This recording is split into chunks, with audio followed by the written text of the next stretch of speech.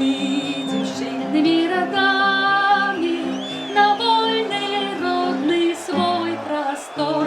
Хай правда вечно будет с нами, а гвалту мы дамо отпор. Няхай живе могутный, смелый наш белорусский вольный дух, штандар наш бел, червоно-белый, покрый собой народный дух. На бой за счастье и за волю народу славного своего. Браты, терпели мы до боли, на бой усе до одного. Ім'я і силу белоруса нехай почує й бачить той, хто сміє нам нясти примуси і перший викличав на бой.